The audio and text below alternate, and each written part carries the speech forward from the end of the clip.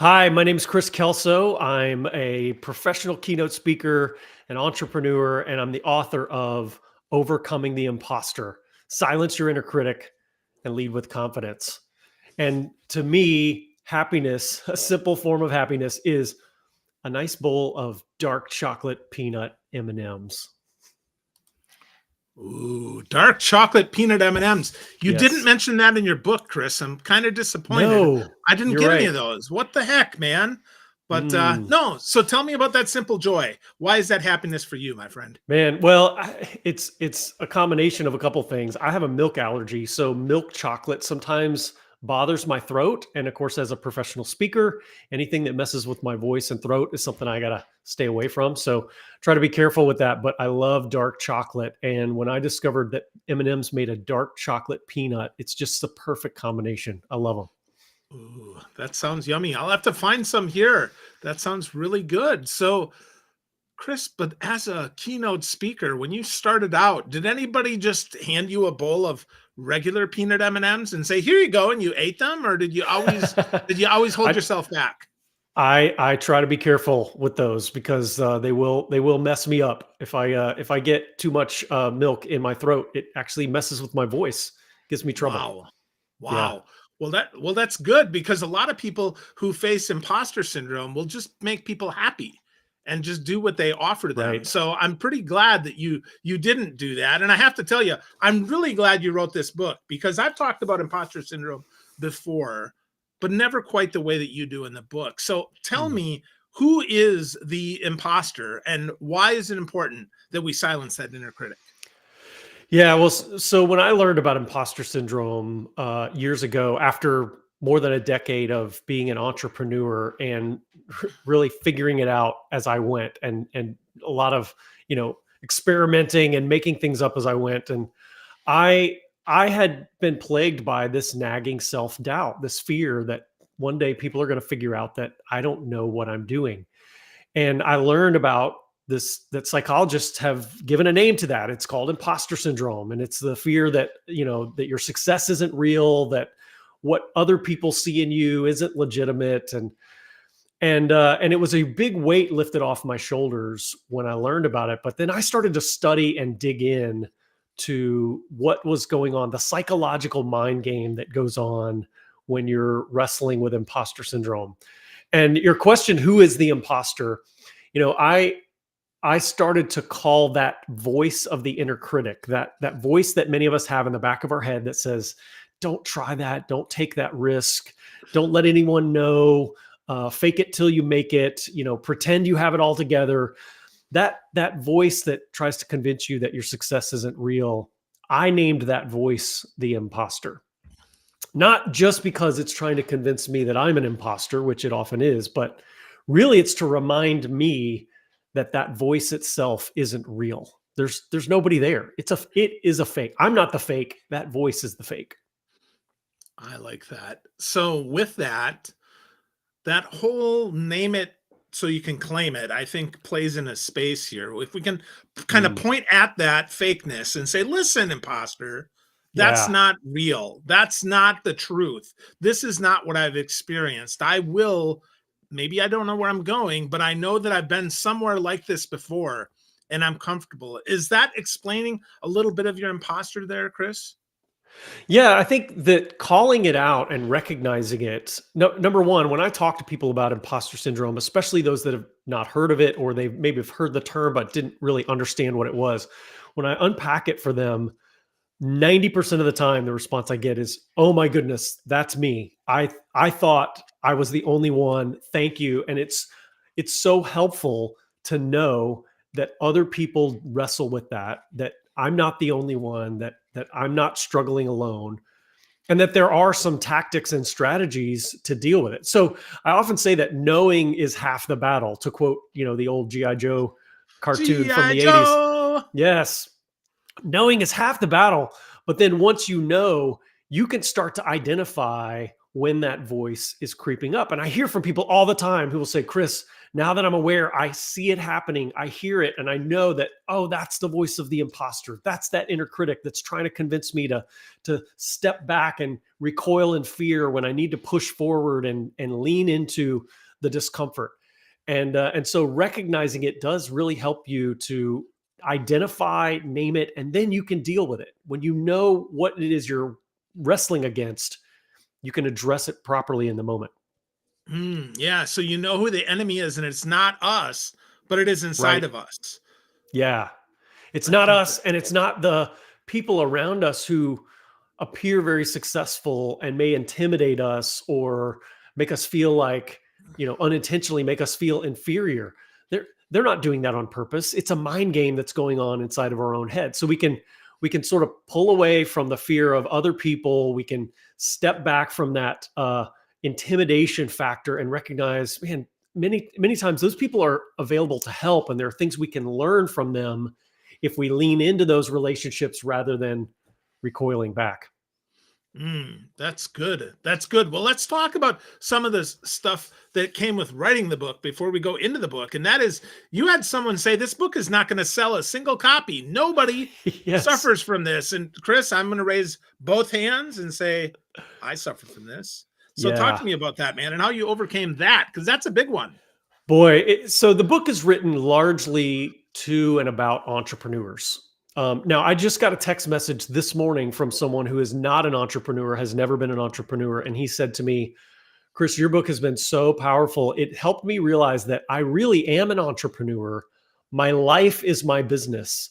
And I'm running my life and trying to figure this out. And I'm riding the lion, which is a metaphor from the book. And the lion in my life is my life. And so a lot of non-entrepreneurs have really resonated with this, but it's written a lot about entrepreneurship. And as I was in the process of writing the book, I was talking to a lot of different people, and many entrepreneurs that I interviewed were very helpful and gave me lots of insight. But there was one particular guy that, as you noted, he when I explained the sort of the problem to him, he said, entrepreneurs are bold, risk takers. They're courageous. They're brave. Entrepreneurs don't have self-doubt. Like, they're the bravest people in the world. This is crazy. He said, I don't think anyone's going to buy this book. And, I just thanked him for his feedback. I said, I appreciate you being honest with me. And, I didn't try to argue with him very much, though I was sitting on a mountain of evidence. I had, dozens and dozens of studies and hundreds of interviews that I'd done with entrepreneurs that said otherwise. But I just said, thank you very much. And, kind of wrapped up the conversation. And then I wrote that story in the book. So didn't name the guy. I try to be meant. I'm not trying to call anybody out or be mean, but it was an example of, for a brief moment, I had to say, oh my goodness, I had that voice kind of creep up and say, maybe you've got this all wrong. Maybe you're about to publish this book and expose your own vulnerability and weaknesses and be really, open and vulnerable with people. And if nobody reads it, if nobody buys it, if nobody identifies with it, you're going to look like a fool. And so I had to use some of my own tactics. Fortunately, I was near the end of the book. I had worked on this for 3 years. I had a lot of strategies to dealing with that voice of self-doubt, but it was just another example of, we all have those moments where we sort of have a brief moment of panic and say, oh my goodness, have I got it all wrong? And am I going to be exposed here? And I was able to push through that very quickly and say, no, I know this is going to be really, really valuable information when it gets into the world. Absolutely. It's very valuable. And with that, I got to ask, did you send him a copy of your book, Kris? No, I did not. I'm just not really a vindictive sort of rub it in your face kind of guy. So I didn't send him anything. If he comes across it, great. If we ever run into each other again, I'll be nice to the guy and I'll tell him some of what I've learned since our conversation. But it's not my style to try to stick it to somebody like that.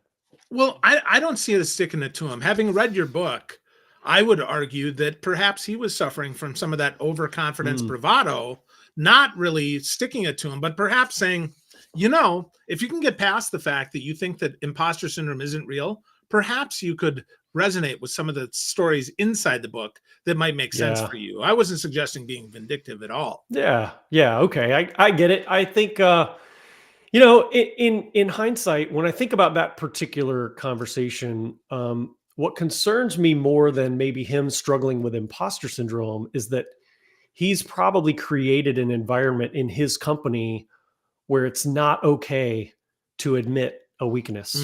Because Yeah. when I talk to business leaders and they say, "Yeah, that's not an issue in our organization," my rebuttal to that is, well, statistically, 70 to 80% of people wrestle with imposter syndrome at some point in their career, and it tends to be more prevalent among high achievers. So if you have a high achieving, grade A staff, it's almost a guarantee that somewhere, someone, and probably many people are wrestling with some self doubt. So if no one's talking about it in the organization, if there's no sort of outward signs of it, then that may be a signal that your culture doesn't allow that kind of vulnerability, that people are suffering in silence and they're unwilling, or they're fearful of speaking out about a doubt or a fear or a self-consciousness. So I think in those cases, the leader needs to step up and say, "Hey, this is something we need to address. This is something we need to be talking about." And I want people to be able to open up and say, I'm not sure that I'm not in over my head a little bit here, or I'm struggling with something and I need to get some help. But the only way to get that help is to admit that I need help. Because if you don't have that in your company culture, then there's a lot of problems going on under the surface. There's a lot of issues that aren't being addressed that could put you at risk.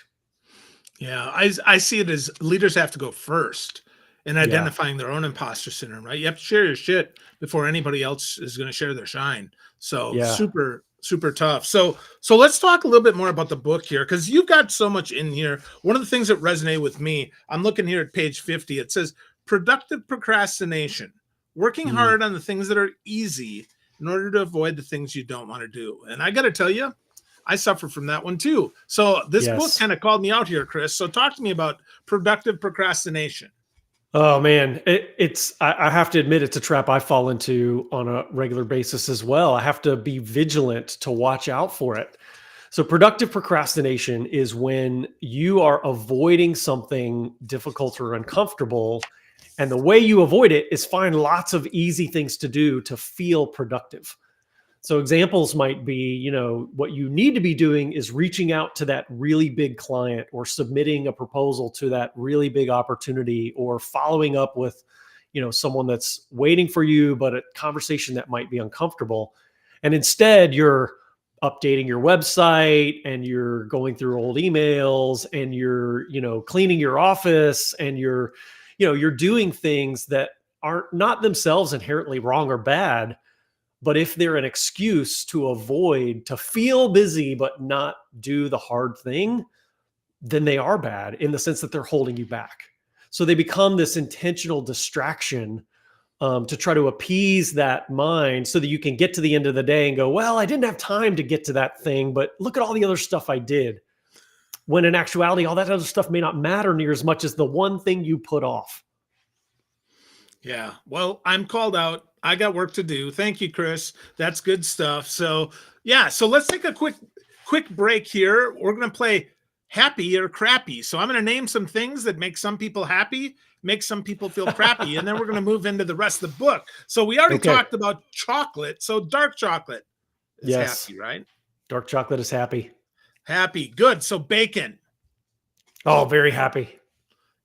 coffee. Coffee, happy. Yes. Like some Yeah. coffee. Try not to overdo it on the caffeine, but I like some coffee. There you go. Ice cream. Ice cream is mostly happy. So interestingly, that same milk allergy I mentioned, I can have good quality ice cream. I can't have cheap ice cream. So I've noticed the cheap ice cream will really mess with my throat, probably because it's more milk than cream. It's a little on the cheaper end, but a good quality ice cream doesn't seem to bother me. So really good ice cream makes me very happy. There you go. Well, you have to come to Ohio. You'll have some graders. We've got great ice cream here. Mm, So yeah, there that you sounds go. awesome. Awesome. So So audiobooks. Yeah. Audiobooks are happy. I enjoy an audiobook. I probably don't do as many as I should. I like to read physically, and you can take more notes and pause and reread a little easier with a physical book. But man, to consume stuff in the car or while exercising, to be able to sort of double your productivity, audiobooks are great. And I Okay, will say, last. I really Oh, go ahead. enjoyed recording my audiobook. That was a lot of fun. Ooh, very nice. So it's your voice, which is Yes, it awesome. is in my voice. Love that. Love that. So last one, riding in the back seat of a car. Yeah, not so much. I don't know So that I that's would call it crappy. crappy, but it's not Well, it can either be not happy or happy. crappy, Kris. One of the Okay, well two. then it's crappy. I don't like it. All right. We got some crappy out of you. Good job, Kris. You win the prize for today, which is more questions about your book. Okay, Hooray! hurrah! I Yay! love it. It's my Yeah. favorite thing. Me How'd you too. know? So I don't know. So with that, friends, as you're listening, hopefully you're enjoying this conversation. I encourage you, when we're done, go to overcomingtheimposter.com with an OR or an ER. Kris owns both of them. It'll get Imposter, there. impostor.com, overcomingtheimposter.com. We're going to talk about this free chapter just a little bit here because it's Yeah. one of the meaty ones. I have to say, it's pretty impressive. He's not giving away just the introduction, he's giving away a great chapter of the book. So let's talk about this. Tour guide is something I've always thought is something good to be. But no. You explained that really we want to be an explorer. And I have to tell you, until I got that chapter, you write, never stop exploring. And I'm like, Yes. what? I'm looking at the cover of the book. I'm like, I don't get it, Kris. So tell me, tour guide or explorer, help us out here that for the chapter you're giving away. So as I studied imposter syndrome and people's response to it, how they dealt with that inner critic, I started to notice two different approaches. And I eventually I named them the tour guide and the explorer. And with no offense to all the tour guides out there, by the way, sidebar, I once got invited to speak at a conference for tour operators. And I did speak at the event, and I was just about getting ready, and I realized, oh no, my metaphor says tour guide bad, explorer good, and so I had to shift some things up a little bit because obviously there are great tour guides out there, but in terms of thinking about leadership, I use these two styles as examples of how people wrestle with self-doubt and the unknown in particular. So tour guides tend to stay in their comfort zone. They tend to follow a script, make the same basic loop over and over again. They stay on the tour and they take people where they've been before many, many times and where they are the expert. So they deal with imposter syndrome by staying away from any area where they don't feel certain. They stay in their expertise. They stay in their sweet spot. And so tour guides don't ask questions, they answer questions. And if they do ask questions, they're often asking just so that they can demonstrate what they know, or they ask in order to teach. But anything that is outside of that comfort zone, they just sort of pretend those areas don't exist. That's not on the tour. And if a topic comes up that's not in their domain of expertise, well, they'll steer the conversation back to where they are the expert. On the other hand, the other approach to dealing with the imposter is not to avoid it like that, but really to disarm it. And I call this approach the explorer because explorers are very comfortable with the unknown. In fact, they get excited about the new learning that comes from exploring some area that they haven't been before. And explorers are glad to have other experts around. They welcome people on the journey to say, who can add value as we go out and learn and explore? And really importantly, the explorer mindset knows that sometimes you go a certain direction and you realize it's not going to get you where you want to go, and you have to turn around and double back. And they see that hitting a dead end and doubling back not as failure, but as learning. It's part of the exploration process. And so a big mindset shift that I talk about in several chapters of the book is this idea that you reframe failure as learning, and you see every failure as an opportunity to gain something, which means you no longer fear failure. You actually anticipate it and look forward to getting something out of it. You learn that failure is not the opposite of success. It's actually success and failure are intertwined. It's a critical part of the process of learning and growing into success. And so the explorer will be glad to say, hey, I don't know the answer here. Let's go figure it out. Let's dive in. Let's go after it. Hey, there's something new and unknown. I want to be the first one there, and I want to bring people with me, and I want to leverage the expertise of people around me rather than trying to stay in my comfort zone and avoid that voice of the inner critic. The explorer just disarms it by saying, fear of failure doesn't hold anything on me. I'm not worried about not being the expert. I'm not worried about not having all the answers. I want to go to the place where I don't have all the answers. Wow. Well, when I hear that, and when I read that in the book, the tour guide was definitely me. Definitely me when I was in college, when I started out. And I'm thankful to have overcome that and become much more the explorer and much more comfortable. But it takes time. It's natural to be in that state initially, to just reflect, or rather deflect all the questions to someone else. So with that, Kris, let's talk, let's go deeper on just one more here. The title of this episode is all about humble confidence, right? Moving from proud insecurity to humble confidence. So first, and by the way, friends, that starts on page 128 of Kris's book. So let's talk about that humble confidence. What does that mean to you? Well, I'll start with the opposite of that, which is proud insecurity. I noticed that when I was wrestling with imposter syndrome early in my career, especially, but even at different times in my career, I would fall into this state where I was being outwardly very, you might say confident or even arrogant, like trying to project this confidence and this assurance that I know what I'm doing. And it was an attempt to mask an inward insecurity.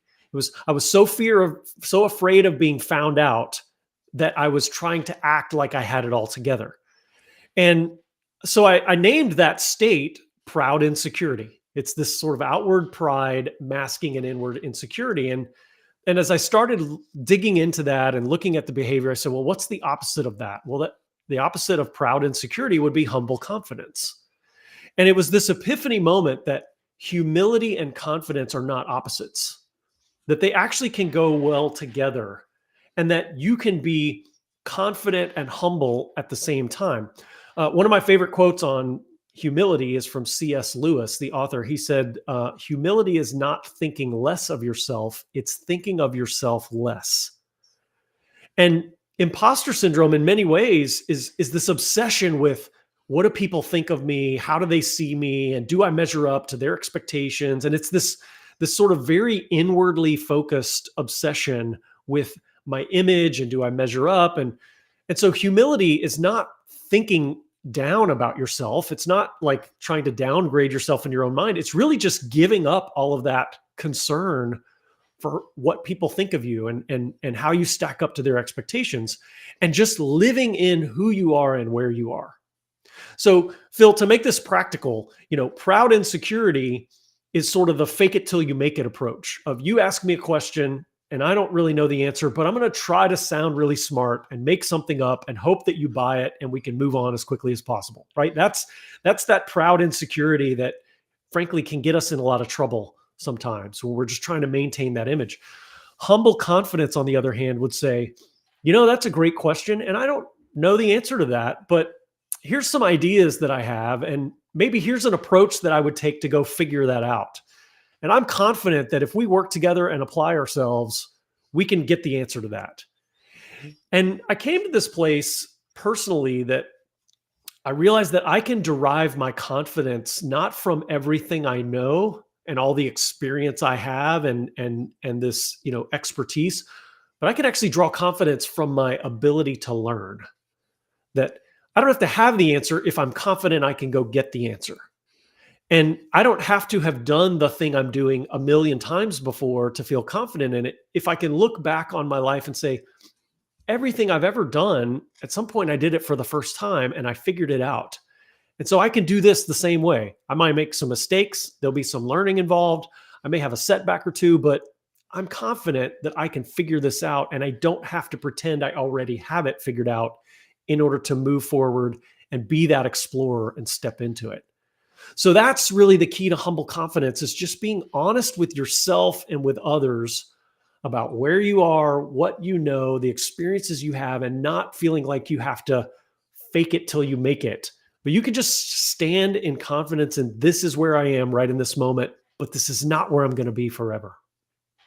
Yeah. Well, you say in the book that there's 3 big words there that the people that are humbly confident are. I don't know. No. But I would Yes. also add 5, I can figure it out. If you can Yes. say those to yourself, you can really overcome a lot of that. So I Yeah. really dig that, Kris. That's a lot of good stuff there. Got one more question for you here, but before I ask that question, I want to encourage folks, after you're done listening to this, get to know Kris Kelso more. Go to overcomingtheimposter.com. Get a free chapter of his book. It's a chapter on tour guides and explorers. It's a great chapter, super meaty, not like many authors who give away their first introductory table of contents and a couple pages about what the book's about. This is some meat. So with that, Yeah. Kris, if you were going to give us one place where we could start, one place we could start on Overcoming the Imposter, what would that be? Boy, there's a lot of things you can do, but one thing that is a symptom of imposter syndrome that a lot of people find themselves falling into is the inability to accept a compliment at face value. And so what happens is, someone says something nice to us. Hey, I saw you on that podcast and it was great. And I enjoyed hearing you talk. And what we tend to do, many of us, is to downplay that comment by making a joke or with some sarcasm, or we deflect it and try to push it to something else or change the subject. And for instance, I have a friend who's a really great writer. And I mean, he's sold millions and millions of books that he's written. And yet when someone compliments his writing, he has this standard line that goes something like, "Oh, you and my mom must have been my 2 readers on that book." So why do we do that? We take a gift that someone has given us, a compliment, a gracious thought about our work. We take that gift and we say, it's not that important to me. Have you ever thought about the fact that when someone pays you a compliment and you deflect it or downplay it or make a joke, you're actually insulting that person. You're taking that gift and saying, I don't really want it. Or, yeah, I know you put a lot into this, but it's not that valuable to me. So what if we all just agreed to stop doing that? So the next time someone pays you a compliment and you start to have that temptation to deflect it or make a joke, here's what I want to recommend you do. Plant your feet, look them in the eye, smile, and just say, thank you. I worked really hard on that, and it's so nice to know that my work is appreciated. No sarcasm, no downplaying, don't deflect it, just be appreciative. Just receive the gift and honor the giver of that gift. And over time, what'll happen is you'll start to accept those compliments and believe the praise that people are making observations about you, and your brain doesn't want to accept those things as real. Just accept them, internalize them, own them, and most of all, honor the giver of the gift. Allow them the joy of seeing you accept that compliment as it was meant. And that's going to help with wrestling with imposter syndrome. Wow. That's awesome. That's a great way to take us home, Kris. Well, friends, get to know Kris Kelso. Get a copy of Overcoming the Imposter. Go to kriskelso.com or Overcoming the Imposter and start receiving the gifts. Start respecting the giver and start respecting yourselves, friend, because the fact that you have imposter syndrome means you're probably already good enough, because people who suck don't have imposter syndrome. Thanks, Kris. That's right. Thanks, Phil. I enjoyed this very much.